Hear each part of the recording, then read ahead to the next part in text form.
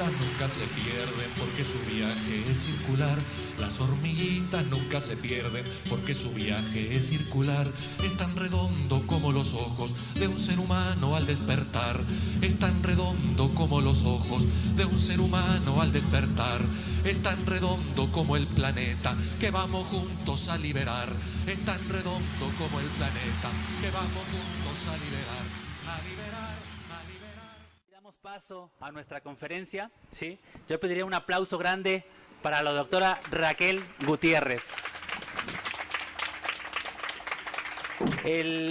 Y como ya saben, la conferencia es sobre los problemas de la resistencia antisistema en América Latina. Antes de pasar a la conferencia quisiera mencionar unas líneas sobre lo que es parte de su currículum, ¿sí? Es matemática, filósofa y socióloga, activista en su época universitaria, solidaria con las guerrillas en Centroamérica, participante en el levantamiento popular en la defensa del agua en Cochabamba, Bolivia, en el 2000. Como vemos, es una activista y luchadora social incansable. Perdón. Por su espíritu revolucionario fue encarcelada en una temporada, pero por paradójico que parezca, fue en este espacio donde desarrolló una intensa actividad intelectual. Dentro de sus libros se encuentran los ritmos del Pachacuti, movilización y levantamiento indígena popular en Bolivia, en el año 2000 a 2005, Desandar el laberinto, introspección en la feminidad contemporánea, y A desordenar, por una historia abierta a la lucha social. Actualmente se desempeña como profesora investigadora en el posgrado de Sociología de la UAP, trabajando la línea de investigación tramas comunitarias y formas de lo político. Bueno, Raquel Gutiérrez es una intelectual muy comprometida, no solamente a través de la palabra y de sus escritos, sino también a partir de la acción. Por favor, un fuerte aplauso y damos la bienvenida a la doctora. Muchas gracias.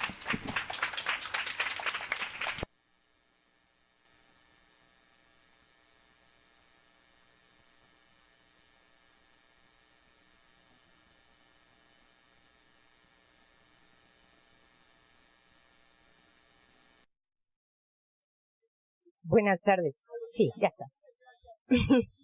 Buenas tardes a todas y a todos los que amablemente están acá, y agradezco pues muchísimo la manera en la que me han presentado y la invitación a venir a conversar, a departir un rato con ustedes, ¿no? Yo de veras saludo mucho la iniciativa que ustedes tienen y que me comentaron una vez que los encontré.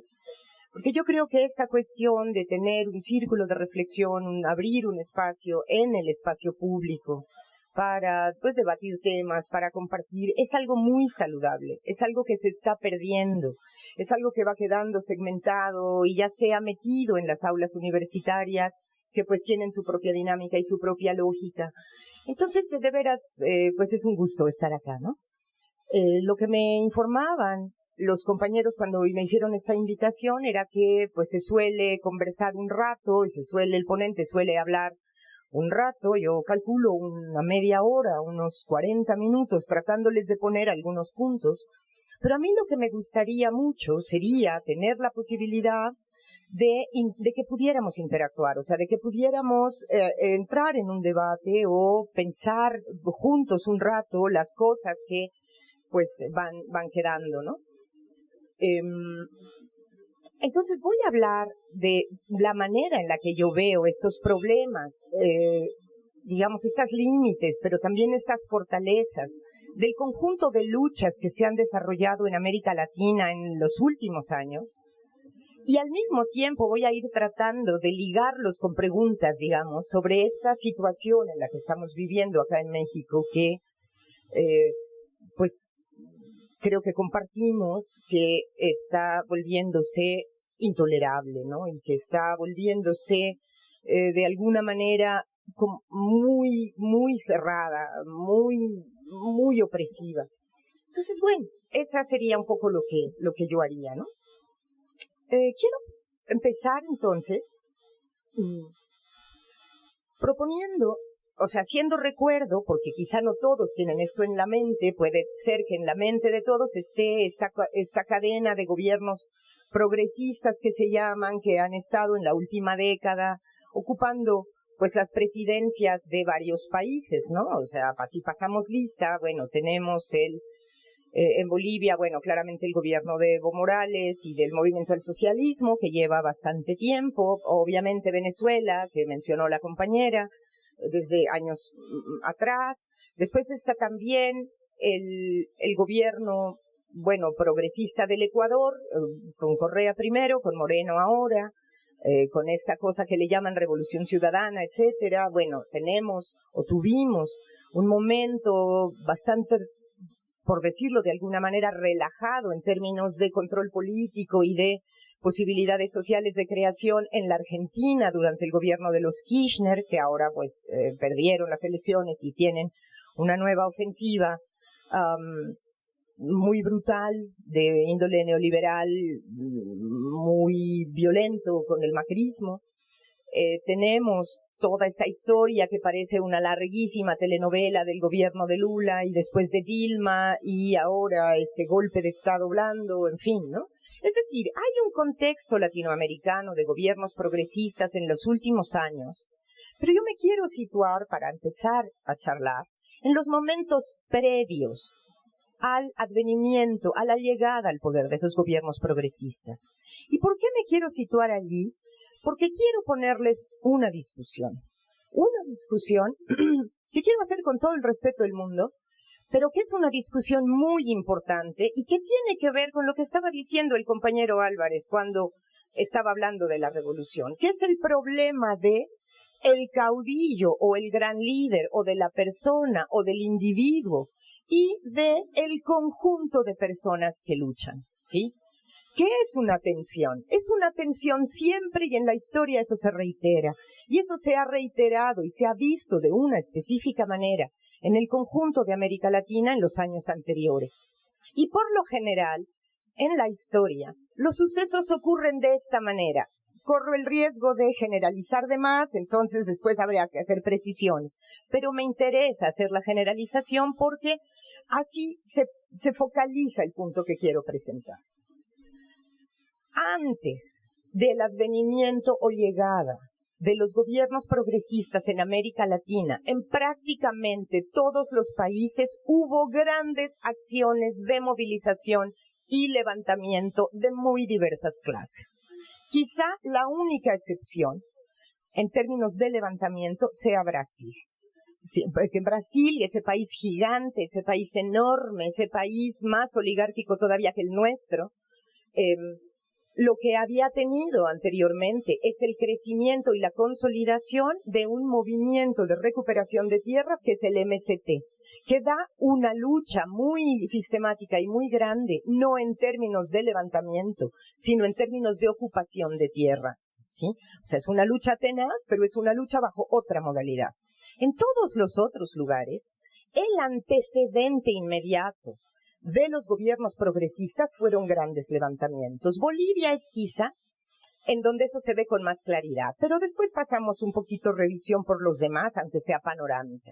En Bolivia hubo dos momentos de feroz levantamiento, de feroz lucha social y política en defensa de sus recursos naturales.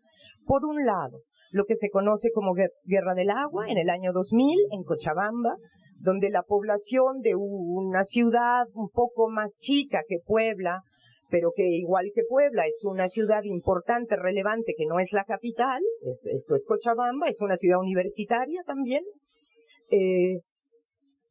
se levantó en bloque contra una imposición brutal de privatización del agua en todos sus planos, ¿sí? Porque era una ley verdaderamente agresiva. No solamente era la privatización del sistema municipal de distribución y cobro del agua potable, como ya nos pasaron aquí, no solo era eso.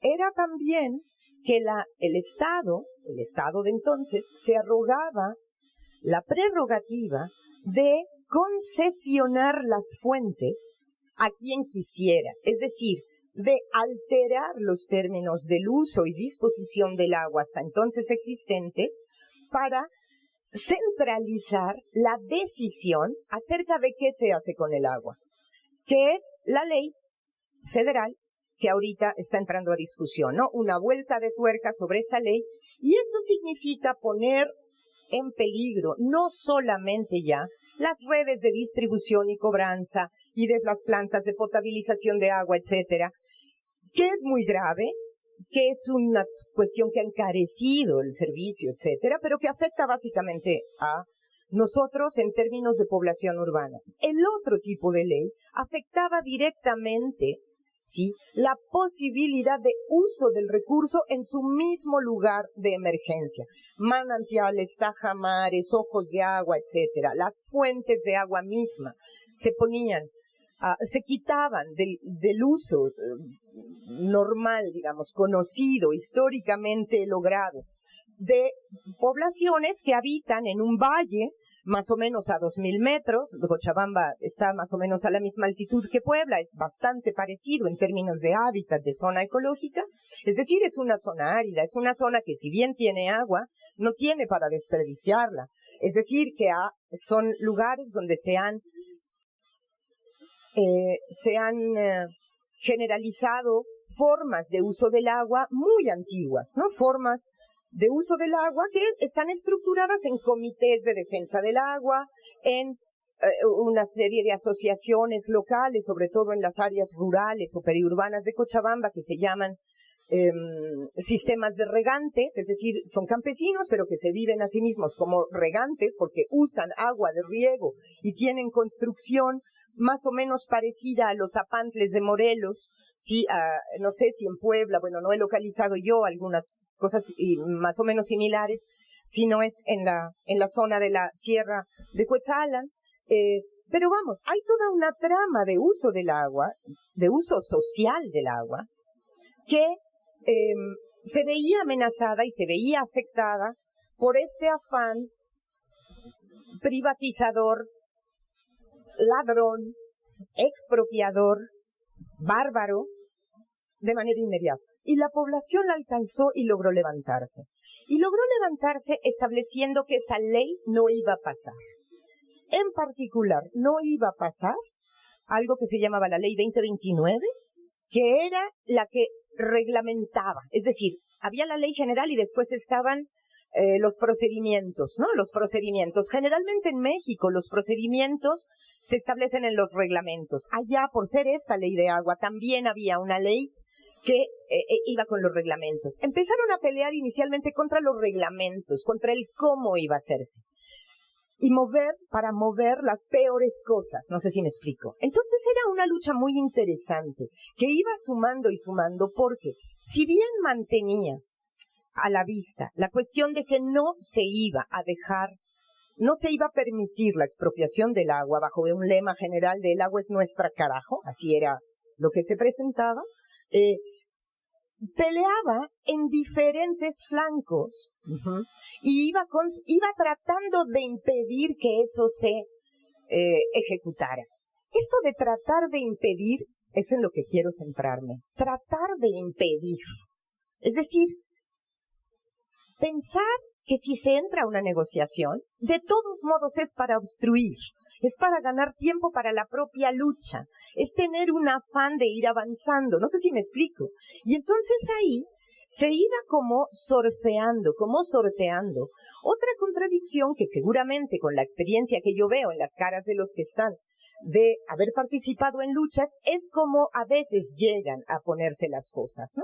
Que la autoridad convoca, trata de bajar, bueno, que finalmente quieren, trata de negociar, trata de establecer maneras de desactivar la lucha. Allá fue un momento muy interesante en el que justamente en muchas reuniones como esta, en plazas, en lugares, en el campo, en escuelas, en la universidad, algunas cosas formales, algunas informales, pero en muchísimas reuniones se iba generando un sentido común de no dejar pasar la cuestión del agua. Pero se iba estableciendo en términos de no dejar pasar, es decir, era no vamos a negociar, pero negociamos. No sé si se entiende. Es decir, lo que se trabajaba a nivel colectivo era esa producción de este sentido común de esta confianza que solamente se va logrando a través de la palabra compartida y que circula, el verse, etcétera, aunque se informaba que había una comisión negociando el artículo tararí de la ley para que ese se borrara, porque ese era uno de los más odiosos. Pero íbamos en conjunto hacia parar toda la ley de aguas, y lo logramos.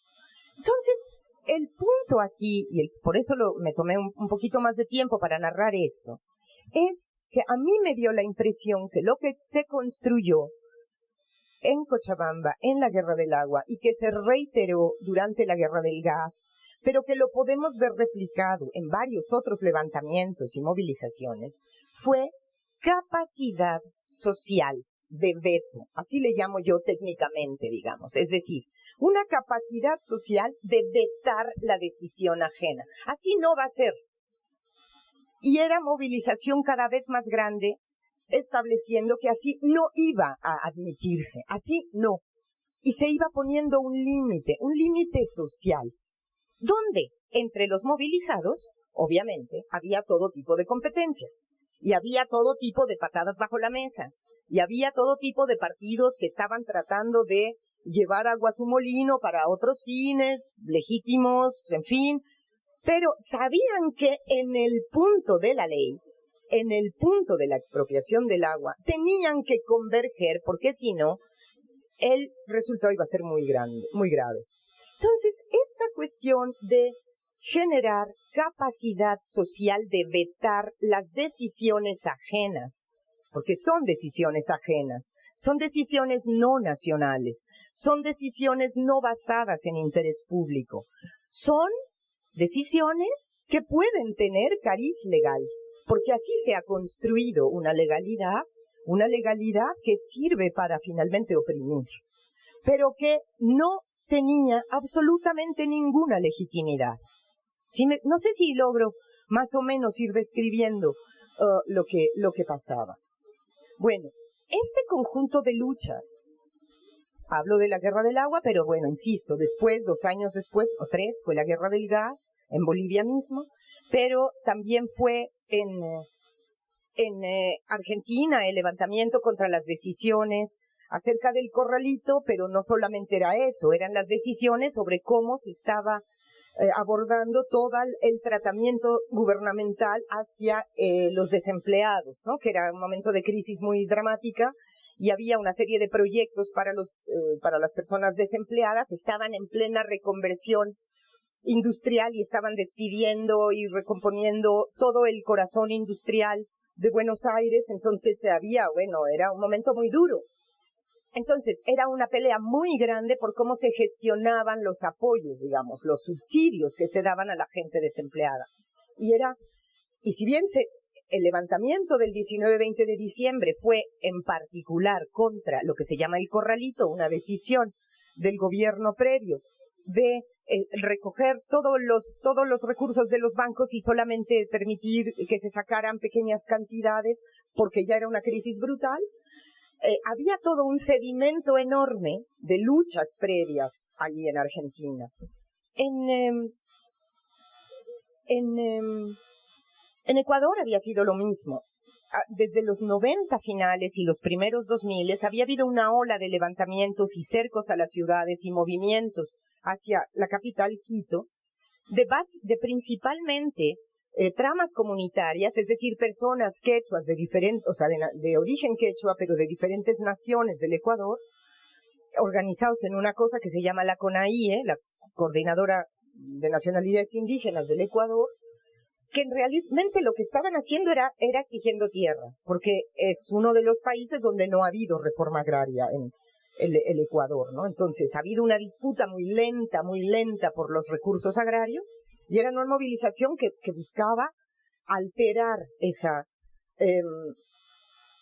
forma de tenencia de la tierra. Pero ¿qué pasaba ahí? Que podían también lanzarse en momentos para inhibir o tratar de inhibir decisiones ajenas, lo que vengo llamándole decisiones ajenas tomadas por los gobiernos nacionales, pero no en favor del interés público, sino en el interés pues de corporaciones transnacionales y coaliciones de corporaciones transnacionales articuladas en gobiernos más potentes que pues que quieren imponer sus intereses. Ese fue, por ejemplo, el gran levantamiento del año 2000, que lastimosamente no logró el éxito que quería, es paradójico y voy a centrarme allí, contra la desaparición de la moneda nacional en el Ecuador. El Ecuador hasta entonces se había armado con bolívares y en ese año la economía se dolarizó. Es decir, el dólar estadounidense pasó a ser la moneda corriente en el Ecuador, con lo que eso significa, y sigue siendo hasta ahora.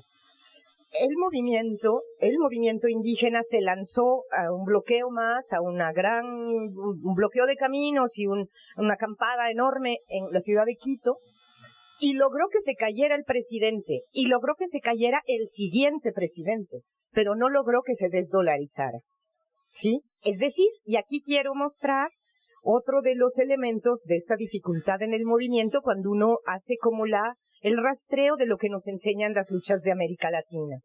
Cuando la fuerza social se pone muy grande, lo que hace el establishment, lo que hace el orden dominante generalmente, es abrir algún tipo de salida política. Es ofrecer algún tipo de salida política para llevar la fuerza social a terrenos más conocidos. Entonces, se quedan los dólares, pero ustedes tengan su propio gobierno y participen en el gobierno en este caso, participaron con el general Lucio Gutiérrez inicialmente, ¿no? En los años 2003. Después vino Correa, ¿no? Después. En fin, es la lucha social la que rompe el ímpetu, la que rompe la inercia de esta política de expropiación, maltrato, violación de derechos, precariedad, desconocimiento. Así ha sido en toda América Latina. Bueno, hay un problema con esta cuestión de la lucha social, que yo creo que es una forma de lucha política. Tiene el problema de que se ha generado en todas estas décadas ya de neoliberalismo, se han ejercido y se han establecido dos cosas. Un modelo económico, que es lo que más se conoce, ¿no? Modelos económicos desnacionalizantes, un modelo económico que te liga al capital extranjero por la vía de meterte a los circuitos comerciales a través de las exportaciones, descuidando el mercado interno, y que entonces hace que se descuide lo más útil para producir lo que se necesita aparte, con el argumento de tener divisas, en fin, todo esto que es el modelo económico, ¿no? La privatización de los recursos disponibles en los lugares, etcétera. Pero no hay que olvidar que el modelo neoliberal fue correlativo y es conexo con un régimen político. El régimen político de la democracia procedimental, que tiene un tutelaje, una forma específica de tutelaje. Es decir, ¿la democracia es algo valioso? Yo creo que sí. Pero la democracia tiene que poder ser algo más de lo que es hoy. En México, en Bolivia, en Argentina, en Brasil, etcétera. Porque todo lo que parece que nos quedó es una especie de democracia cáscara, de democracia de los procedimientos caros, de democracia vaciada, dicen algunos filósofos, de democracia que finalmente nos sirve para dar paso a que anhelos que están en los pueblos fluyan y logren tener peso en los gobiernos. Parece que se construyó paralelo a un modelo económico extractivo en diferentes cosas, un modelo político también extractivo. ¿Extractivo de qué? De la capacidad política de la sociedad. Y que ha quedado una especie de cascarón, ¿sí?, procedimental, que es lo que hay y que hay que usar, pero no hay que irse con ninguna finta, ese es un poco mi punto, ¿no? Que inhibe, dificulta, cuando no aplasta y niega la intervención de la población en su conjunto en las decisiones políticas de fondo. Es decir, como decían, por ejemplo, los compañeros ecuatorianos, que fueron los primeros que se empezaron a dar cuenta de esto, decían, es que parece ser como si nunca hubiéramos sido más débiles que cuando hemos ocupado puestos de gobierno, porque parece ser que tenemos que hacer cosas que ya están previstas por una mente antes de nosotros y que nada más nosotros somos una especie de ratón que le da la vuelta a cosas que están decididas de antes. Y esto es lo que se ha ido trabajando fuertemente en términos de modelo político y de reglamentación y de procedimentalismo extremo y de es lo que generalmente le llamamos tecnocracia, ¿sí? Tecnocracia porque parece que lo político ahí no importa la decisión. Parece que es como una máquina, ya pensada como máquina, para hacer lo que está pensado que haga. Entonces, bueno, ese problema es el que a mí también me gustaría poner acá, ¿no? Porque ¿cuál es una dificultad para las luchas sociales? Una gran dificultad ha sido que cuando llegan a poner en crisis al régimen anterior y han ocupado el gobierno, han logrado ocupar el gobierno, han establecido y han tenido gobiernos a lo largo de estos últimos años, largos años ya, que en ciertas cosas han logrado establecer límites en ciertas cosas a las decisiones ajenas, imperiales, corporativas, etcétera, pero en una gran parte no han logrado hacerlo. Y eso es lo que genera una tensión y una inestabilidad enorme. Venezuela se cuece aparte. Entonces, si alguien tiene interés, al rato hablamos de Venezuela, porque tiene un proceso muy particular. Pero todos los demás, de alguna manera es así. ¿Qué es lo que ha pasado a mi juicio durante la época de los gobiernos progresistas? Y con esto ya voy a ir cerrando para tener un tiempo para charlar, ¿no?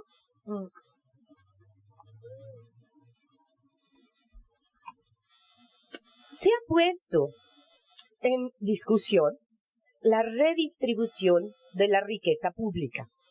Eso sí ha sucedido en casi todos los países, es decir, pasemos un poquito lista de que tiene como riqueza pública, como riqueza colectiva cada país. En Bolivia, por ejemplo, los hidrocarburos, mucho gas natural, bastante petróleo, un mercado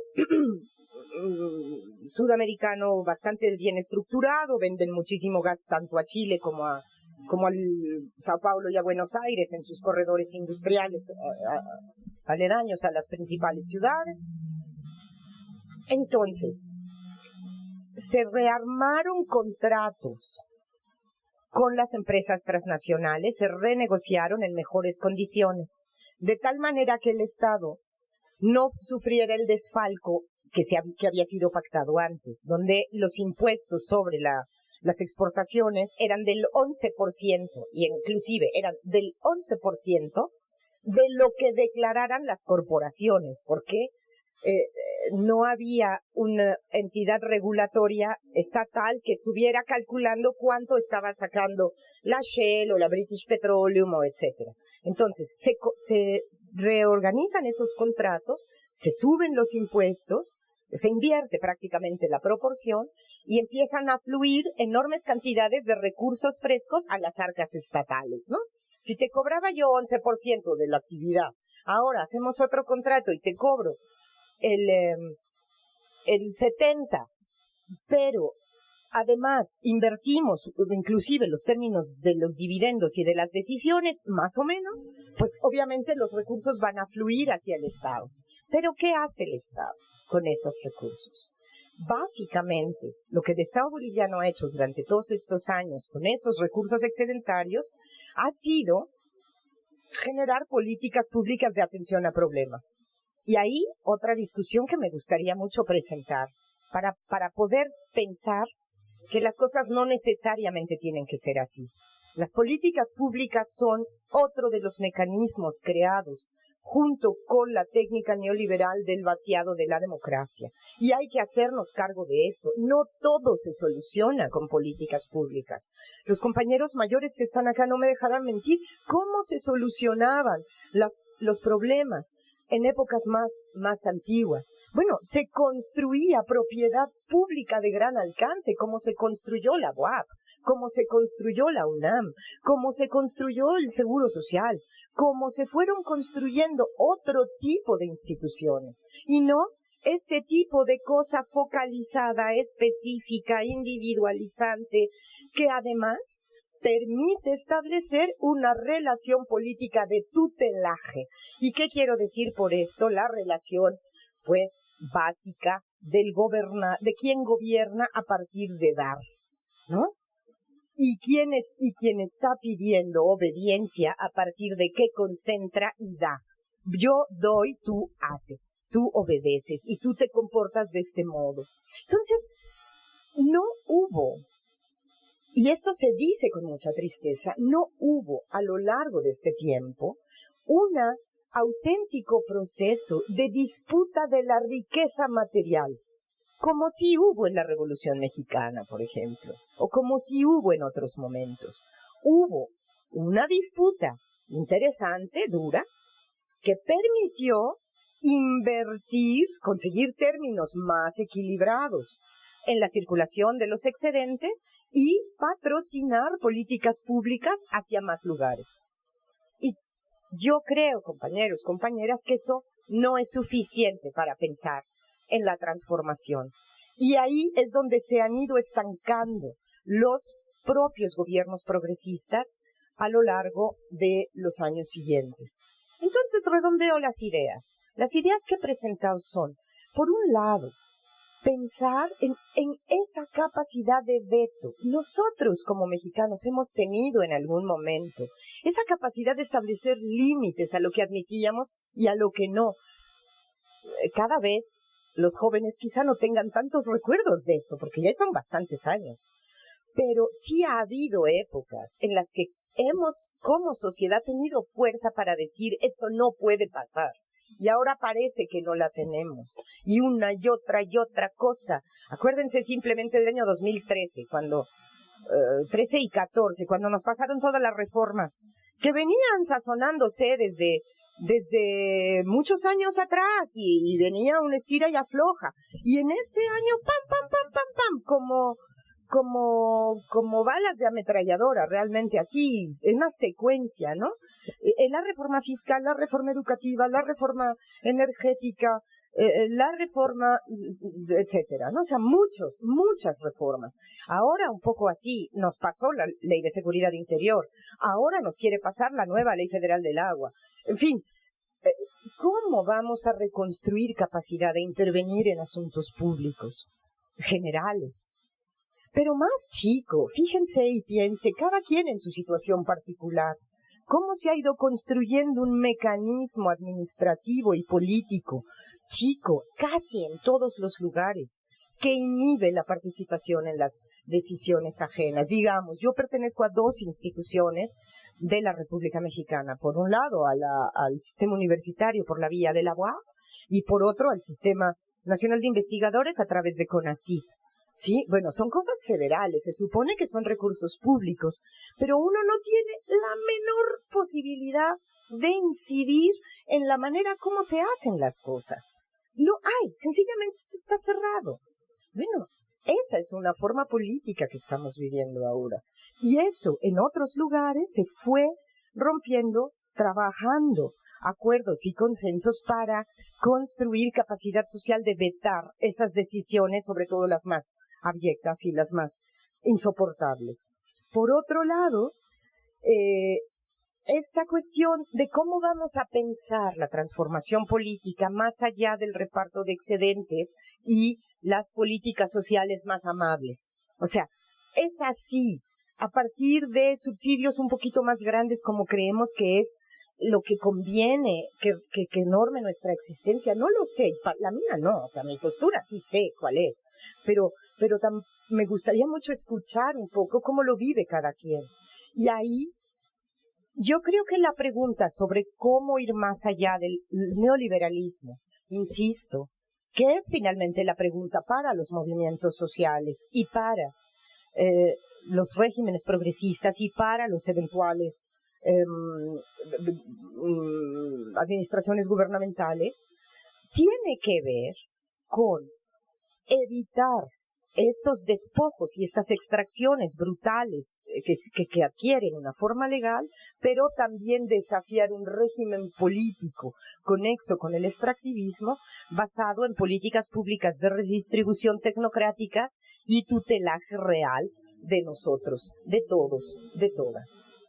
Esas cositas yo dejaría por lo pronto para ya no seguirme extendiendo, y me gustaría mucho dar una vuelta pues conversando. O sea, si hay preguntas puntuales, por supuesto las respondo, pero si no, más que preguntas a mí, pues armar como conversación. Muchísimas gracias.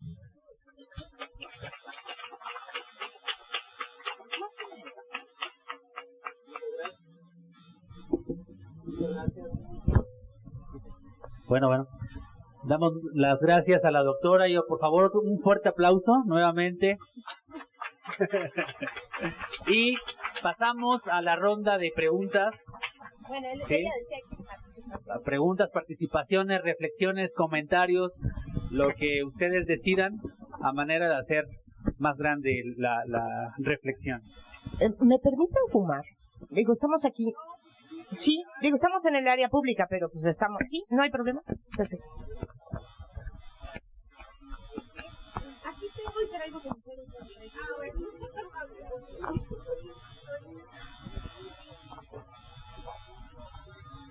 Sí, me formé porque pensé que iba a ser. Bueno, buenos días a todos, buenas tardes. Mucho de esto que nos pasa, lo he comentado en ocasiones anteriores, en algunas conferencias en las que he participado, es en el silencio que nosotros mismos, en la comodidad, en la zona de confort, que usted menciona, de que recibimos y entonces tenemos que obedecer. Recientemente, platicando con compañeros pensionados de la empresa automotriz en la que elaboré muchos años aquí en Puebla, toda la gente piensa que por ya haber alcanzado un estado de jubilación, tener, vamos a decir, un dinero seguro creen que no va a pasar nada.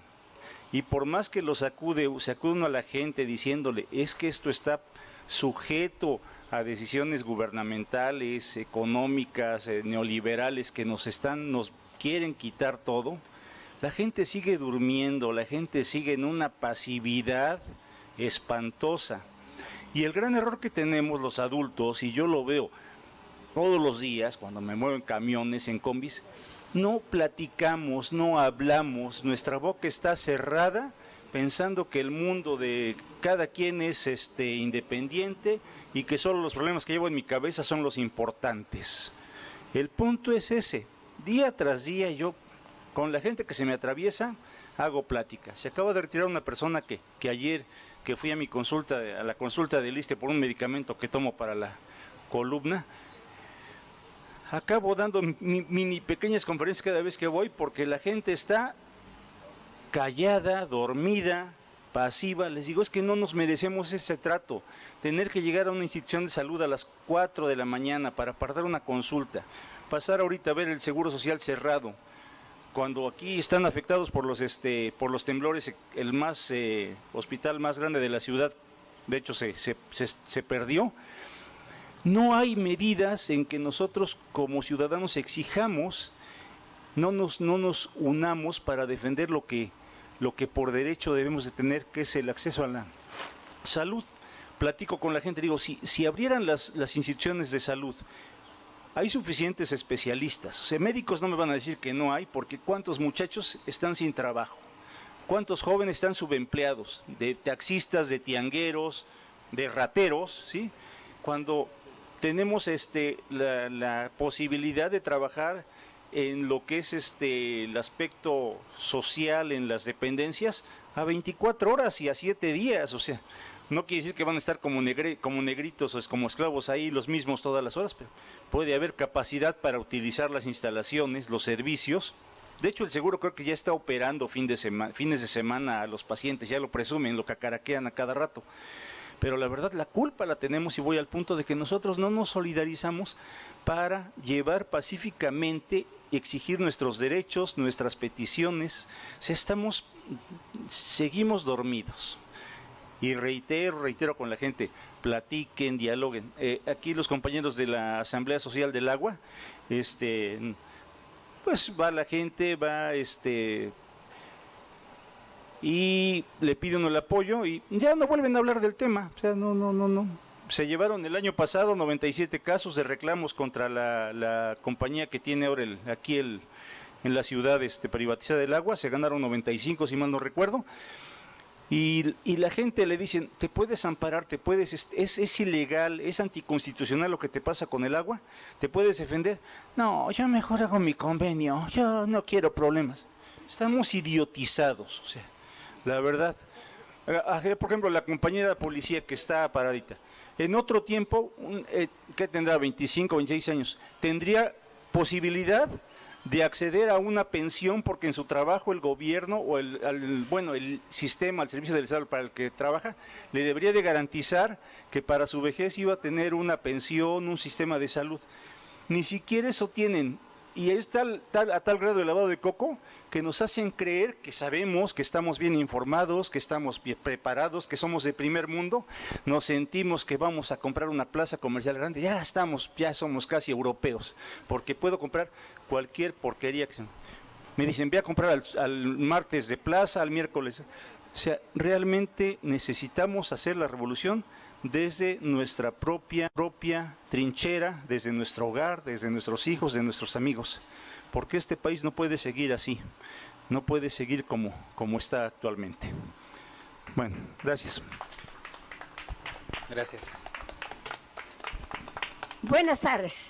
Yo pertenezco a la Asamblea Social del Agua. A la Asamblea Social del Agua pueden pertenecer todos, pero de estos todos que están, me digan quién van. Y el que acaba de hablar va cada vez que quiere, cada vez que puede. Y a una asamblea se tiene que ir seguido, lo más que se pueda. Porque si no, ¿qué vamos a aprender? Cada vez hay muchas cosas que tienen que ser. Se maneja la asamblea como partidista. Y como partidista trabaja mejor. Porque nada que pertenezca a este otro partido, no, a partidista. Sí, y ya ha funcionado. Se ganaron tan solo para la ley estatal, porque modificaron el artículo 12, Moreno Valle a su antojo, y todo logró que le pusiera derecho humano, pero de ahí también le metió mano, y de todas maneras quedó que no más inservible. Entonces ahora la Asamblea Social del Agua ya va a meter, pero a nivel estatal, una ley que se llama Asamblea Social Estatal de Ley de Agua, no ley de fulano y de perengano, sino porque el agua tiene su ley. Entonces, más que nada, y entonces, ahorita ya está, pero a ver, le voy a preguntar si ya sabe si ya está. Entonces no saben todos, no quieren, sí hay mucha apatía, y eso da molestia, pero de todas maneras la molestia nunca siempre tiene uno que tener esa fuerza de estarles diciendo y estar. Es más, vamos a concesiones integrales a volantear y hacerles conciencia a las personas. Todos dicen que tienen muchos problemas, todos dicen tienen muchos problemas, etcétera. Pero vayan a la asamblea, y sí, la gente se han ganado, no casos, 94 amparos. Y solo hay concesiones integrales que no valen.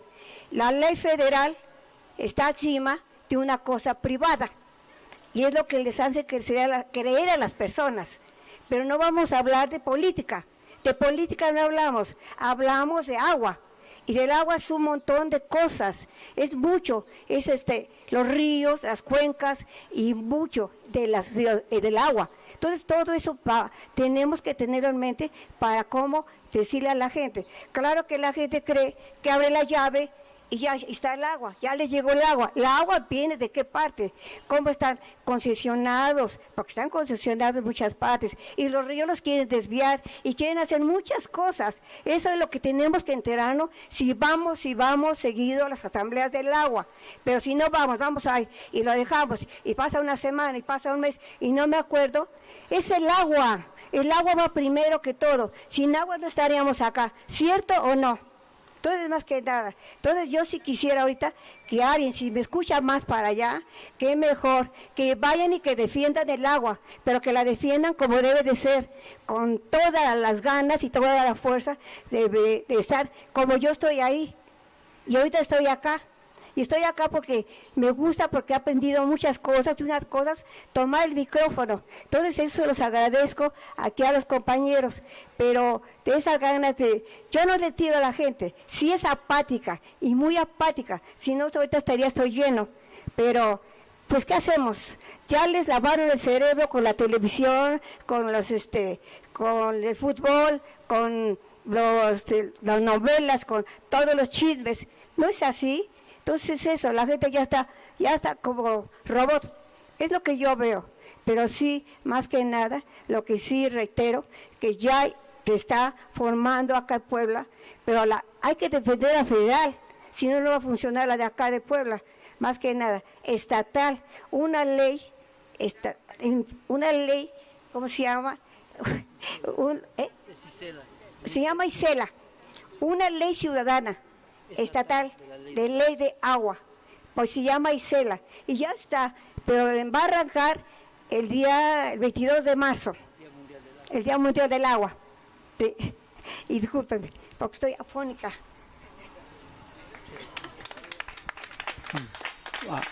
Buenas tardes, doctora Raquel, buenas tardes a todos. 22 de marzo, Día Mundial del Agua, no a las tarifas arbitrarias, sí al pago justo, no a la cancelación del agua y el drenaje. El agua no se vende, se ama y se defiende. El agua es un tesoro que vale más que el oro. El agua es un derecho de supervivencia y el que privatice el agua está cometiendo un delito de lesa humanidad. Y todos somos agua, todos somos armonía. Vayamos todos a la Asamblea Social del Agua. Gracias.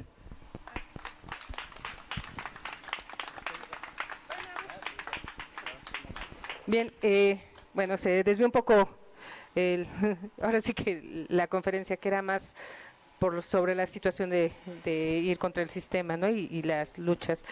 A mí me llama muchísimo la atención la situación, la experiencia en Bolivia, que sí, realmente se desata a partir de la situación en Cochabamba.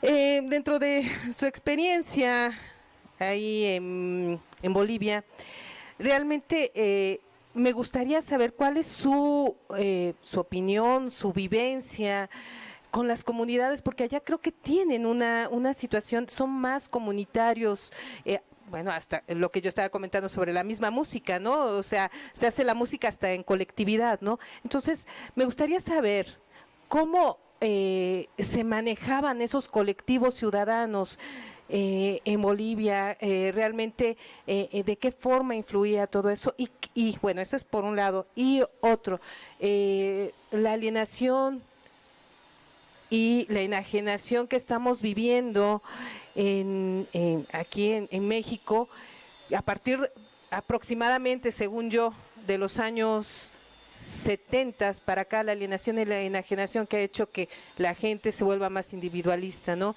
¿Cuál es su opinión? Y bueno, si nos pudiera informar sobre una estrategia que dentro de lo que usted, dentro de su experiencia, cómo han roto ese tipo de enajenación y alienación en otros países donde usted ha estado. Y de verdad, créame que estoy muy emocionada de que usted esté aquí, de verdad, toda mi admiración, de verdad, ay, gracias por venir. Bueno, creo que ahorita retomamos como diálogo, porque ya nos fuimos más sobre preguntas. A mí me parece muy interesante muchas cosas de las que menciona. Me preocupa, estamos en un año electoral, un año siempre difícil para nuestro país, y en esta ocasión aparentemente más difícil porque hay una disolución de la ideología en lo que vemos en la gama que se presenta para el periodo electoral. Esta disolución de las ideologías donde izquierdas y derechas en diferentes frentes aparentan para llevarnos a hacer lo que usted menciona, administradores un poco desde el gobierno, en esta democracia procedimental que mencionaba usted. Me parece que no solo atañe a una cuestión de gobierno, sino dentro del interior de los mismos partidos que aparentemente podrían ser una posibilidad de llegar a un gobierno distinto o un poco diferente de lo que estamos acostumbrados, pues entran dentro de sus dinámicas incluso internas en esta democracia procedimental, en la que somos tomados en cuenta como militancia, pero no para poder al interior ejercer de manera efectiva la democracia interna, ¿no? Y eso es como el pronóstico, dicen, de Crónica de una muerte anunciada, ¿no? De cómo se van a llevar las cosas a futuro y cómo nos vamos a convertir entonces en administradores de esos pequeños cotitos de poder que se nos otorguen.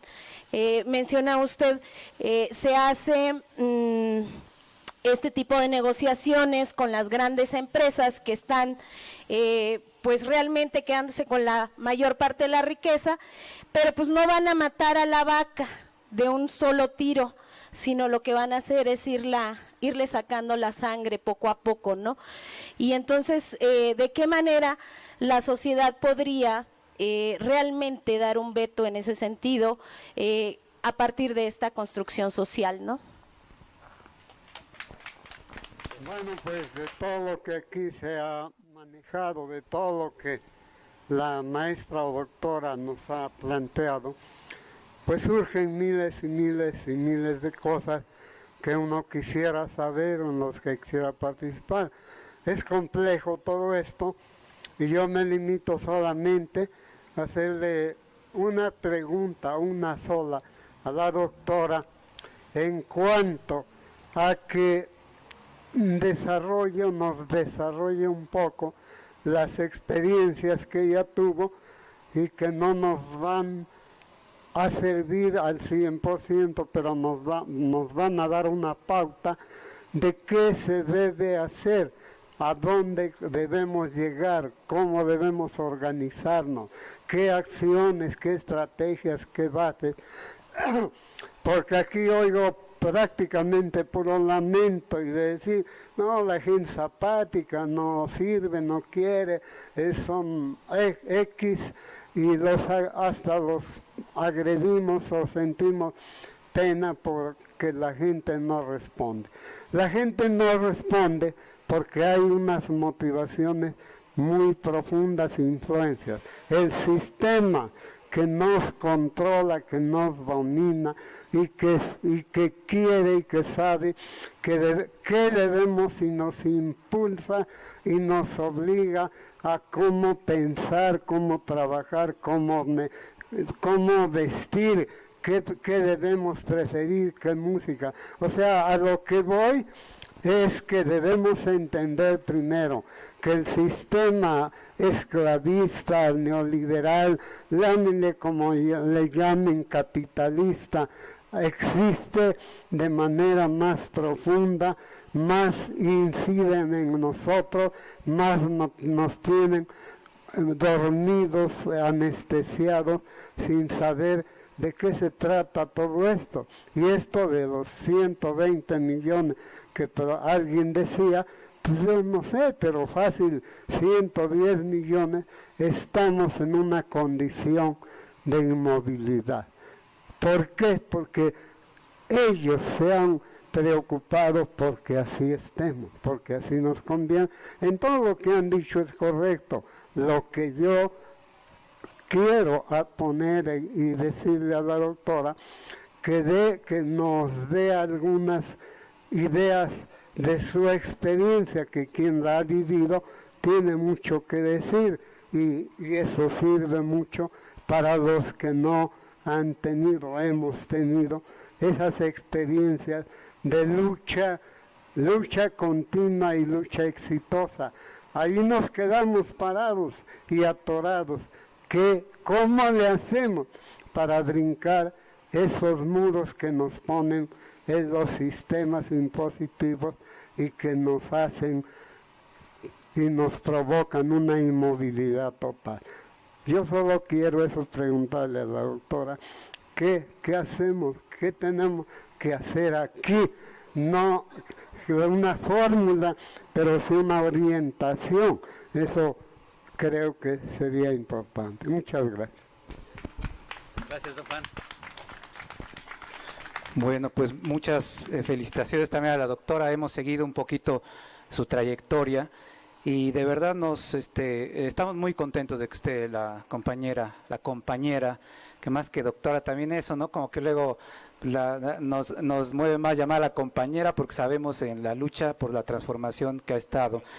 Y bueno, pasando al tema que yo creo también que se ha vertido acá, aunque criticamos, yo creo, bueno, aquí decían una clave, pues yo tengo una, bueno, no sé, la pongo también a discusión. Yo creo que nos parecemos mucho a la gente que no participa, pero en cuanto a pensar que no se van a cambiar las cosas. ¿Por qué lo digo? Porque nosotros, por ejemplo, estamos organizados para alguna cosa, en algún partido, en la izquierda, en algún movimiento social.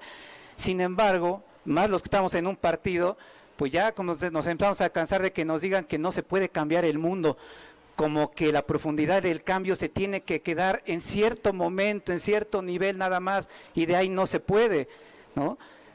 Y eso es lo que nos están repitiendo a cada momento, o lo que quizás los mismos gobiernos progresistas dijeron en sus versiones diferentes, ¿no? Quizás es que no se puede ir contra los mercados internacionales, como que somos esto. Me quedé con esa imagen de los hámster, ¿no? De que estamos dando y dando vueltas, o como esa imagen de que como movimiento popular, movimientos sociales, somos como un gran caudal de agua imparable en algún primer momento, pero conforme vamos pasando los dispositivos políticos, organizaciones y partidos políticos van operando como una serie de compuertas y como una serie de presas, ¿no? Que van canalizando el agua, la van cortando, le van quitando su fuerza, y ya que llega a las instituciones, pues ya llega un chorrito de agua, ¿no?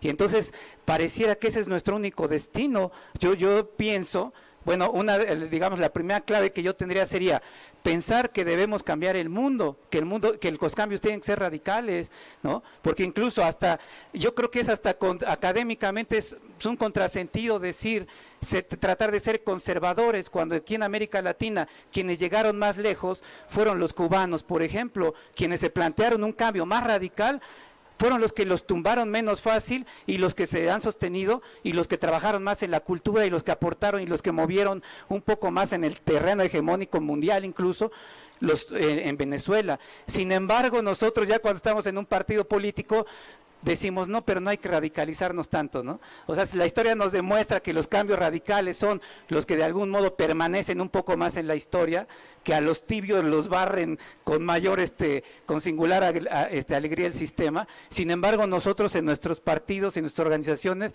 eso no está muy radical. La gente no te lo va a entender ahorita. No, compañero, eso es cuando lleguemos al poder, cuando tomemos el poder, entonces ahí sí empezamos a ver, ¿no? O sea, desde ahorita no se puede hacer nada. Y entonces tenemos muchas de las organizaciones que empezamos a formarlas como movimiento. Por ejemplo, en Morena, ¿no? Yo soy militante de Morena, de los que me la creí un poco de que se podía, por esa vía, y todavía pienso que va a seguir, después del 18, va a seguir el problema histórico del partido, ¿no? De construir un partido que recoja pues todo ese caudal. Entonces, que no llegue nada más el chorrito de agua, que porque dicen eso es que no se puede, nos van a ver mal los gringos, etcétera, etcétera. Entonces, hay experimentos, o bueno, por ejemplo, la Revolución Rusa, ¿de dónde la hicieron? ¿A poco era una sociedad politizada? ¿O a poco era una sociedad que tenían todos doctorados y maestrías? No es cierto, era una sociedad casi, pues, con con servidumbre, ¿no? Prácticamente semifeudal, y lograr hacer una revolución supuestamente medio burguesa y ya después cambios más profundos. Entonces, yo creo que nos parecemos mucho, aunque digamos que participamos, como que el cambio nos lo planteamos aquí, y yo eso es lo que le preguntaría, ¿por qué el posible y las perspectivas que tenemos, nosotros también las construimos, ¿no? O sea, no es que haya un posible acá, ¿no? O sea, que diga, pues es imposible que tú pases, sino que es que yo me estoy planteando, así como un cochinito, ¿no? Que le ponen unas tablitas y pues él si se plantea ya es imposible pasar del otro lado, ¿no? Igual a nosotros nos dicen, no, es que el cambio tiene que ser aquí nada más, no le muevas, porque hay todo es un sistema que te va a aplastar. Entonces pienso que hasta los partidos políticos de izquierda en México ya nos convencieron de eso, y los militantes también decimos luego ya eso, ¿no? Es que es por etapas, ¿no? Y entonces, ¿cuándo? O sea, ¿cuándo vamos a participar? ¿Cuándo vamos a hacer un dispositivo político? ¿O para qué lo formamos? Acuérdense que nos dijeron eso. El cambio requiere de un nuevo partido que no sea como los viejos, ¿no? Y ahorita entonces tú ves que ya te empiezan a decir, ahorita eso, mira, eso es por estrategia. No, es que eso, pues, depende de Andrés, pues él es muy inteligente, ¿no? Su grupo de gente. No, es que depende, pues, de que ahorita no se puede hacer porque, pues, es políticamente incorrecto. Llévatela tranquila, no hagas solas porque si no te meten a las candidaturas, ¿no? Entonces, ya empezamos a hacer esos hámsters, ¿no? Pero... y eso es el tema fascinante que me parece que ha trabajado la compañera Raquel Gutiérrez, y en la práctica, cómo desbordamos, ¿no? Cómo nos salimos de esa bolita y entonces nos vamos por otros lados. Es posible, y me quedé con la duda porque siempre que en alguna entrevista, en alguna cosa le preguntan sobre México y Morena, siempre se queda así como cuando se despierta uno y ya no vio de todo el sueño que venía porque algo pasa. Entonces a mí, digo, aprovechando que me interesaría mucho ver esta perspectiva que tiene compañía de lo que fue el PRD, de Morena, hacia dónde vamos. O sea, y yo le pido una opinión descarnada, no, obviamente sé que usted no da coba, que usted es una científica social, y le pido una opinión acerca de eso. Gracias. Muchas gracias. Bueno, parece que ya nadie más. A mí me gustaría también hacer una pregunta muy rápida sobre cuál ha sido el papel de la formación política en estos países, en estos gobiernos que llamamos de perfil progresista, ¿no? Hay varios también intelectuales que mencionan que en estos países no se apostó por la formación política, más bien se formaron consumidores, en lugar de ciudadanos, capaces de defender, por decirlo así, su patria, ¿no? Sus derechos, su nación. Eso es en cuanto a la pregunta. Y bueno, vamos a pasar a la respuesta en el diálogo con la doctora Raquel, no sin antes comentarles rápidamente que tenemos libros a la venta del Chamuco. Tenemos la última revista justamente del Chamuco del mes de febrero, así que los que gusten pasar a comprar, bienvenido también. Ahorita vamos a pasar el bote para la cooperación voluntaria, que ustedes saben que este círculo se hace de eso, para los que nos gusten apoyar. Muchas gracias.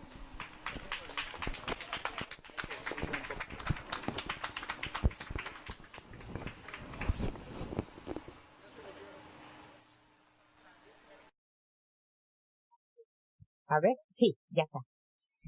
Pues otra vez están un montón de preguntas y un montón de cosas puestas y trato de ir como empezando a dialogar, ¿no?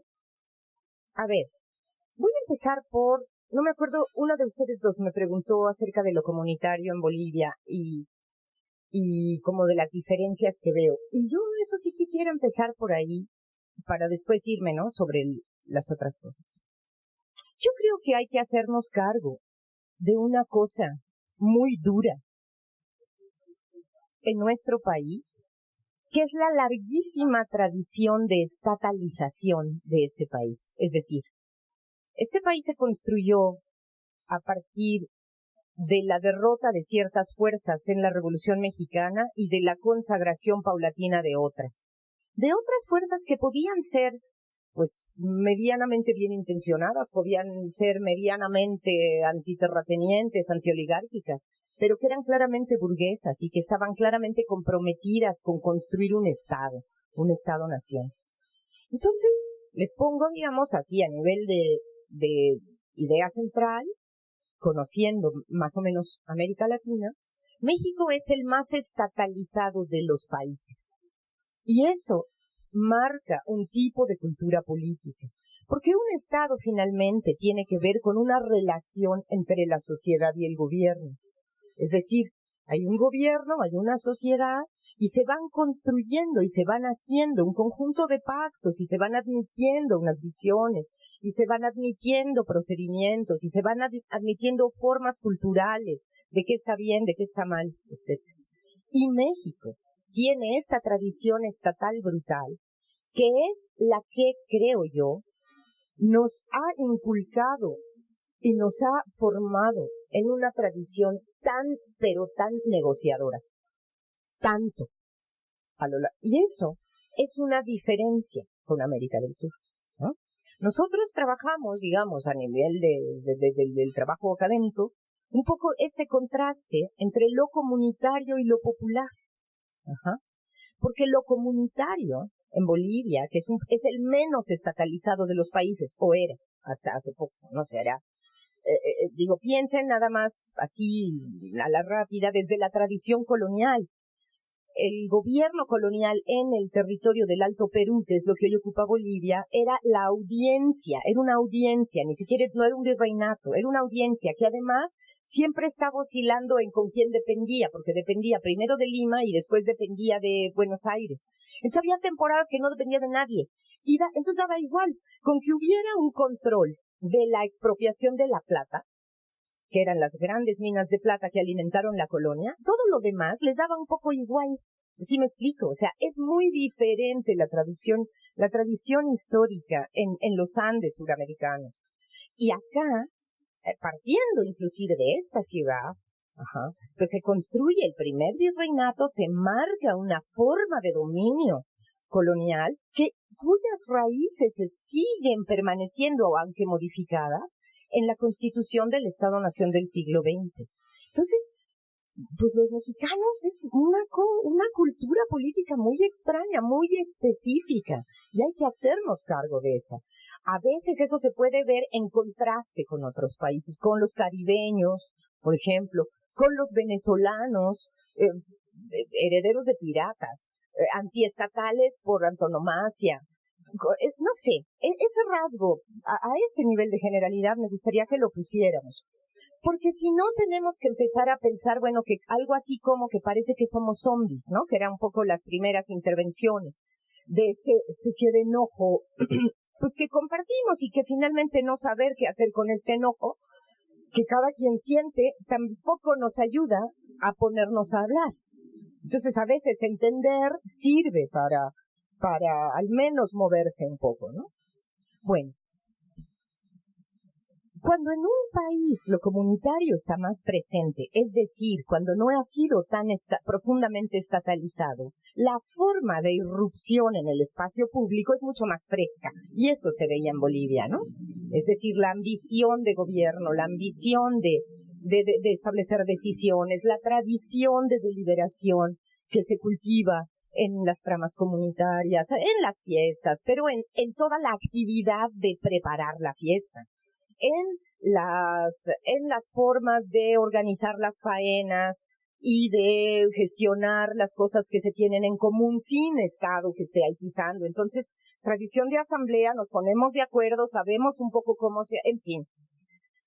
Esa experiencia yo creo que es muy relevante en Bolivia, ¿no? Ahora, sin embargo, en México tenemos otra cosa que es muy importante también. Hay una añeja tradición comunitaria muy negada desde la colonia y después por los recurrentes estados y más por el Estado-Nación. Pero no es eso lo único que hay. Hay una tradición popular enorme. ¿Y por qué no entendemos la tradición popular como un desborde a lo estatal, siempre como un desafío a lo estatal? México es el país de los tianguistas, vamos a poner donde quiera lo que se nos ocurra, vamos a poner un mercado aquí, sacamos un puesto y hacemos la cosa y negociamos con el policía, y luego viene uno de la alcaldía y decimos que a ver que no se meta. Bueno, y cada vez podemos hacer eso menos. estamos viendo un afán de controlar todas esas esfuerzos populares por allegarse de recursos, etcétera. Pero esa conservación de un popular no disciplinado por lo estatal, ¿cómo lo entendemos? ¿Cómo lo vemos? ¿Cómo lo valoramos? ¿Hasta dónde nos hacemos cargo de que eso existe? Bueno, entonces, pues son tradiciones de lucha distintas. En México tiene tradición de guerra civil. Se habló hace rato al comienzo. Le mencionaban los 3 grandes momentos de tensión: la independencia, la reforma, la revolución. Las 3 veces que se ha sacudido el país para establecer gobiernos nuevos y para hacer formas estatales, ha tenido tradición de guerra civil, ¿no? ¿Eso qué nos dice en el contexto de lo que está pasando ahora, de esta democracia de los bien portados que hablaba usted, ¿no? De los políticamente correctos? Pues así aquí nunca se ha hecho la cosa. Aquí siempre ha sido una cosa dual entre confrontación muy visceral, negociación en lo oscuro para hacer algún tipo de pacto. Esa es la historia de nuestro país, contada en alguna clave. No tengo tiempo de extenderme, pero no pierdan esto de vista, digamos, como rasgos para entendernos como sociedad. Ahora, hay 2 problemas de los que generalmente no se hablan, que yo creo que están en el corazón de lo que nos pasa actualmente. Yo estaba tratando de plantear hace un rato tanto entender el neoliberalismo como un modelo económico, como un régimen económico, pero también como un régimen político. Y hay 2 cosas que nos han pasado en relación a esto de manera muy dura, muy brutal. Por un lado, está toda esta precarización laboral, todo este empobrecimiento, todo este conjunto de reglas que se nos han ido imponiendo. La vida de los jóvenes no es la vida que tuvimos nosotros. Cuando alguno de los que tiene así más de 50 y tantos, ¿no? Como yo, cuando piensen, cuando comenzaron a trabajar, la oferta de trabajo era muy amplia, la cantidad de horas de trabajo para lograr hacer alguna cosa eran muchísimas menos, la cantidad de tiempo libre disponible era muchísimo más, etcétera. Los jóvenes, esos que no quieren dar la firma para Marichuy, esos que les da como que lo mismo, esos que así, a veces son gente que está tremendamente cansada, tremendamente harta, tremendamente aburrida, porque no ve qué va a pasar. Bueno, y eso de alguna forma esta generación tiene que hacerse cargo de lo que no supo defender, porque no lo supimos defender, no hemos logrado tener un país, y no es cuestión de culpa, pero es cuestión de entonces no echarles tierra, y entonces más bien pensar en cómo trabajamos la experiencia, en cómo vamos tratando de armar vínculos de soporte hacia esa nueva generación, porque la nación no les está dando lo mismo que a nosotros. Entonces, bueno, ahí, ¿cómo vamos a pensar las cosas? Cambiémoslas de lugar, no sé si me explico. Entonces, esta precarización laboral, esta enorme cantidad de horas de trabajo que se tienen que trabajar ahora en las estadísticas de la OCDE, México siempre sale casi rozando con los chinos en horas trabajadas, en exigencia. Bueno, somos gente cansada, ¿no? Y cansada por el mecanismo del hámster, porque no es que hagamos muchas cosas importantes, hacemos muchísimas cosas tontas, muchas, ¿no? Pero hay que hacerlas para poder hacer tantito de lo interesante. Este burocratismo, cómo es vivido por cada quien, etcétera. Bueno, ahí hay un problema. Y el otro gran problema, aparte de esta precarización, aparte de esta cuestión de imposibilidades de estabilización en términos materiales de la juventud, está la militarización del país. Desde el año 2006 son 12 años que tenemos una militarización brutal que ha venido brincando de un lado para otro, pero es cuestión inmediata, es cuestión que ya así que ya uno casi ni la ve, esto de que pasen militares y gente armada de todo tipo por la calle, que se tomen decisiones de una manera pues que uno no sabe, y todos los agravios que se cometen contra la sociedad, todos los asesinatos, todas las desapariciones, todas las pues las formas de contener esto. Entonces México está muy apagado y muy aplastado, y yo en eso coincido con ustedes, y quizás siento la misma desesperación con la que hablaba la señora, ese enojo de que no vienen a la Asamblea del Agua, caramba, ¿qué se piensan? Claro que lo siento, pero no dejemos de ver estos otros asuntos, ¿no? Aquí, como me decían a mí, compañeros, cuando yo llegué de Bolivia, y bueno, tenía algunas, me decían, y ojo, porque eso sí es cierto, aquí sí matan, ¿no? O sea, me preguntaban, digamos, como experiencias justamente en Centroamérica o en Sudamérica, y pues yo les contaba cosas y se veían un poco asombrados y me decían, pero ¿cómo pasó todo eso? Aquí sí matan. Pues es cierto, aquí sí matan, y aquí sí desaparecen, y aquí no tenemos trabajo, y aquí hay que hacernos cargo de eso. Y yo creo que esos son los problemas de fondo.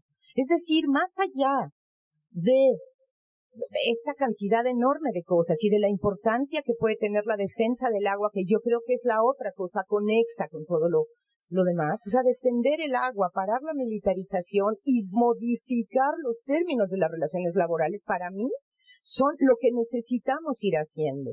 De alguna manera, irlo pensando, ir entendiendo, ir tratando de organizar ideas en torno a eso. A mí me da la impresión que es eso, ¿no? Hay otros 32 millones de problemas, pero ¿cuáles son los centrales? ¿Cuáles son los que inhiben la participación misma de la gente? Los que dificultan. Esos yo son un poco los que veo. Ahora, no hay tradición, no hay tanta tradición de esto en México. Por eso yo cuando comencé saludando esto, cuando les dije que yo quería venir acá y en fin, era verdad, era verdad. A mí este tipo de trabajo me gusta mucho. O sea, esto de pararte en una plaza pública, abrir una discusión, poner unos temas, habilitar un espacio para escucharte, esto no hay una tradición en México. En otros lugares sí hay, y no hay por esa tradición estatalizante. Porque cuando éramos corporativos, entonces había las asambleas o reuniones de los sindicatos, de los bloques. Ahora que es como un relajo, y nomás somos ciudadanos o clientes de algo, pues nadie nos pide que hablemos, nadie nos pide nuestra opinión, entonces no hay tradición de esto.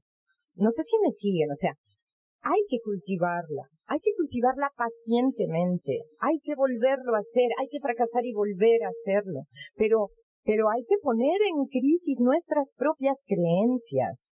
Es lo que yo siento un poco, ¿no? Ahora,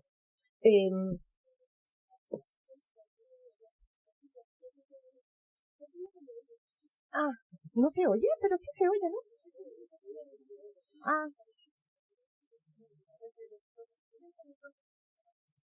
Bueno. Uh-huh.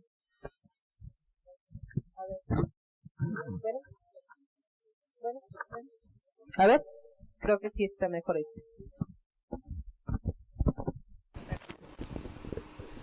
Bueno, de las otras preguntas, yo quisiera presentar algunos argumentos también. Hace rato hablamos, ¿no? Bueno, insistí yo, el neoliberalismo o el régimen actual, lo que vemos, más allá del partido que esté administrando, un régimen económico con unas características que ya describí, un régimen político con otras, pero también un régimen cultural de meternos al consumo y un régimen de despolitización plena donde todo el tiempo hay una máquina de producción de sentido tratando de establecer que esto es lo único que puede haber.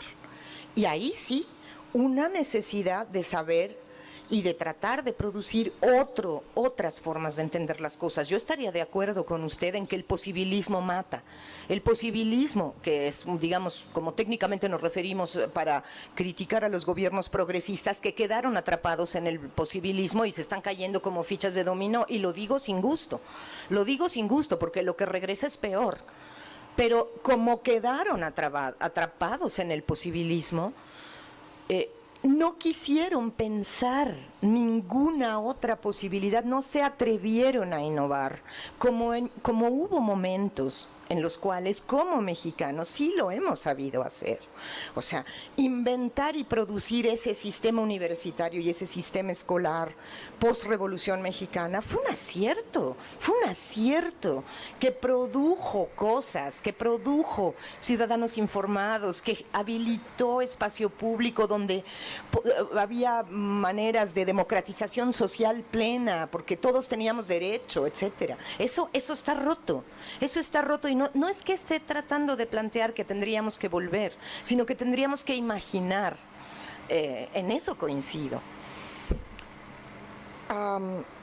Morena no está haciendo eso, creo yo. O sea, Morena no está haciendo eso. No veo a Morena preocupada del punto de la precariedad laboral. No veo a Morena preocupada por el asunto de relanzar la imaginación política de los ciudadanos. Más bien la veo cada vez más atrás en el posibilismo, digamos, miedosón. Y pues no me gusta, pues no siento que por ahí va a haber camino, ¿no? Es muy probable que Andrés Manuel gane en estas elecciones, sobre todo si los pactos y los acuerdos que no nos han dicho pues ya están corriendo, y sobre todo porque ya hay ley de seguridad interior, es decir, el ejército ya se puede poner encima de él en cualquier momento, que ese ha sido una parte del problema grande, ¿no? Entonces, a mí no me entusiasma, digamos, ¿no? Respeto muchísimo a muchos morenistas y morenistas, creo que están haciendo un esfuerzo, como lo están haciendo quienes piden firmas por Marichuy, como lo estamos haciendo quienes ahora estamos luchando más en el flanco de las luchas de las mujeres, por ejemplo, contra todas las violencias, que ahí yo siento que hay un flanco muy importante. En fin, estamos tratando de hacer algo, pero hay que partir de que no sabemos cómo, y hay que partir de que no sabemos tampoco. No tenemos práctica en deliberación y en escucha, no tenemos práctica. Y quiero, sin ningún afán de ofender, pero, digamos, llamar la atención a las dos intervenciones iniciales, digamos, ¿no? Una hecha por el compañero que decía cosas muy sensatas, pero que decía cosas, a mi juicio, desde la culpa. Es que esta bola de bobos no les cae la ficha. Bueno, si yo quiero hablar con alguien a quien de entrada estoy considerando una bola de bobos, pues será eso lo que les diga y lo que les transmita, digamos, ¿no? O sea, yo creo que un poquito más de generosidad, un poquito más de ejercicio de manejar nuestro propio enojo, que en cada quien es mucho, porque cada quien tiene sus 1000 motivos chicos para estar harta. Bueno, pero saber eso y saber entonces pensar cómo nos podemos tejer para justo imaginar qué cosa sería transgredir esto, qué cosa sería subvertir esto que tenemos, en qué cosa podríamos pelear juntos, en fin. Por ahí iría mi voz, digamos, y pues esa es mi experiencia, Don. O sea, esta es mi experiencia. Lo que le estoy poniendo en escena ahora, esa ha sido mi experiencia. En otras claves. Cuando había izquierda oficial, cuando se usaba aquello de los movimientos armados sólidos, etcétera. O sea, había, en términos de las estrategias y las tácticas, era diferente.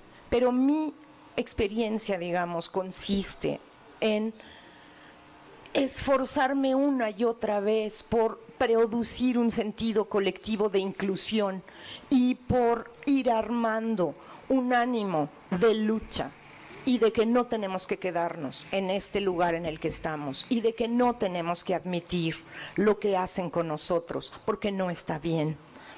Eso pues podría decir. Y para ya redondear y terminar, quisiera poner un ejemplo del momento que a mí me parece más interesante de la lucha social contemporánea, que fue el momento tras la desaparición de los 43 de Ayotzinapa. Si se acuerdan, en esos momentos fue cuando después de esas noches en septiembre, que se nos apareció el monstruo, lo vimos por fin, porque no se entendía claramente.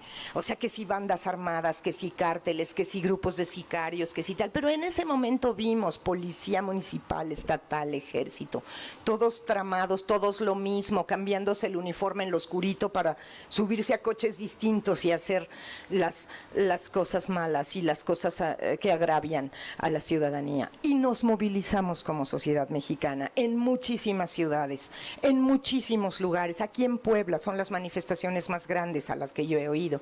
Y no llevo tantos años de vivir acá, pero quienes iban conmigo decían que no se acordaban de ese tipo de marchas, sobre todo la de noviembre, la del 26 de noviembre del año 2014, que les hacía recuerdo de las de los 70s, con una BUAP, digamos, muy agitada y con cierta tensión en los centros laborales grandes, digamos, ¿no? Cuando la ola de huelgas. En fin, ese momento tan potente de movilización, en el cual quizá pudimos haber como sociedad establecido un veto hacia ese comportamiento militar, ¿cómo se desactivó?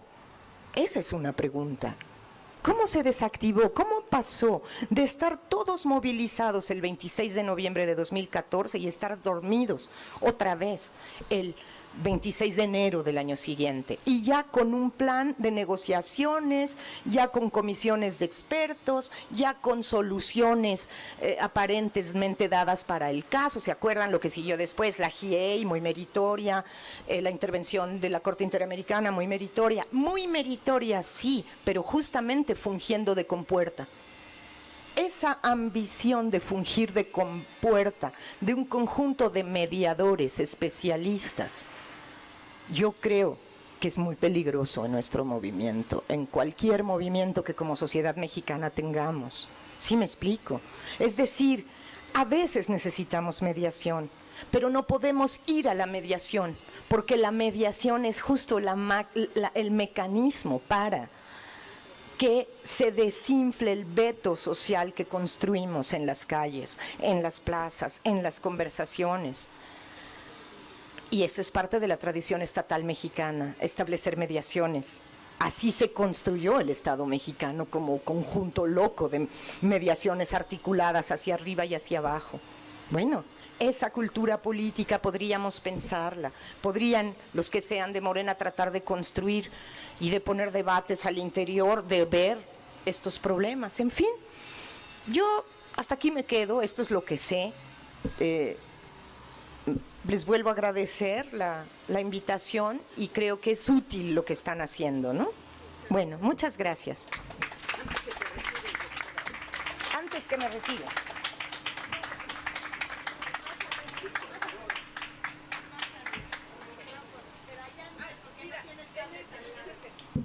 Gracias.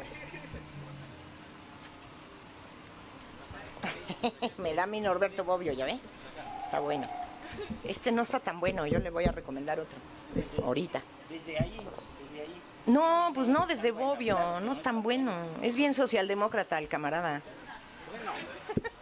Es muy lúcido, es muy erudito. O sea, venimos aquí desesperados, angustiados, ¿sí? Angustiados y con carga de culpa, como dices, doctora, con carga de culpa, efectivamente. Pero ¿por qué razón nos sucede lo que nos está pasando? Hablamos de izquierda y no hay tal izquierda. La izquierda hay que construirla. Somos izquierdistas, pero no hay una congruencia con una izquierda realmente politizada y que politice, ¿sí? Mencionaba a Bobbio, a la doctora, porque Bobbio, con su manera de ser, dice algo objetivo, ¿sí? Bobbio tiene un enorme prestigio, pero no deja de ser mediático, ¿sí? No deja de ser mediático, tiene un enorme prestigio que dice que hay dos tipos de ciudadanos, los ciudadanos contemplativos, los que nos quejamos y pensamos que concurrimos y que ya hicimos juntándonos y yendo a mítines, y los ciudadanos activos como quién, como la doctora, los ciudadanos activos como quién, como la doctora, como los compañeros que hacen estas reuniones, ¿sí? Ellos sí hacen la tarea y los demás izquierdistas no hacemos la tarea, Tenemos una UAP que a la que se refería la doctora, una UAP que era una efervescencia, porque todo mundo hacía la tarea. En los 60 y en los 70 todo el mundo hacía la tarea, tanto maestros como trabajadores universitarios y como estudiantes. Todo el mundo hacía la tarea. Ahora no se hace la tarea. ¿Qué le corresponde a los maestros de la UAP? Pues juntarse con sus alumnos, hacer la tarea con sus alumnos, no dejarse. Dice un jurista, un filósofo jurista, Jering, dice que cuando se deja al ciudadano que le violen sus derechos y no dice nada, se vuelve cómplice de los violadores, se vuelve cómplice de los falsificadores, se vuelve cómplice de los defraudadores, se vuelve cómplice de los traidores, y no debemos de volvernos cómplices. Necesitamos hacer la tarea, necesitamos ir con los jóvenes, hablar con los jóvenes, hacer grupos con los jóvenes. Yo creo que la crítica que se tiene sobre Morena, yo creo que es correcta la crítica. En Morena no se hace nada, realmente no se hace nada, a excepción de lo que ustedes hacen, ¿sí? Pero en Morena no se hace realmente nada. Es un partido de tal manera que se trata de ganar las elecciones, es un partido electorero, no es un verdadero partido democrático. Desafortunadamente sí. Entonces hay que aceptar la tarea y juntar grupos de jóvenes y señalarles cuál es la tarea y cuál es su deber. Hay que establecer tareas y todo el mundo debe de cumplir esas tareas. Como lo está cumpliendo la doctora, que sigue cumpliendo las tareas, como lo están cumpliendo algunos compañeros de Morena que siguen cumpliendo las tareas. Pero la mayoría de los compañeros de Morena no cumplimos las tareas y necesitamos cumplir las tareas. Hay que cumplir la tarea.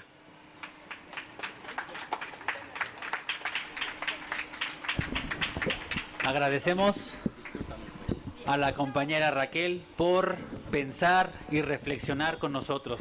El Círculo de Reflexión y Conciencia Colectiva le agradece, y aparte todos los que estamos aquí presentes. Para terminar, compañeros, vamos a cantar el himno nacional.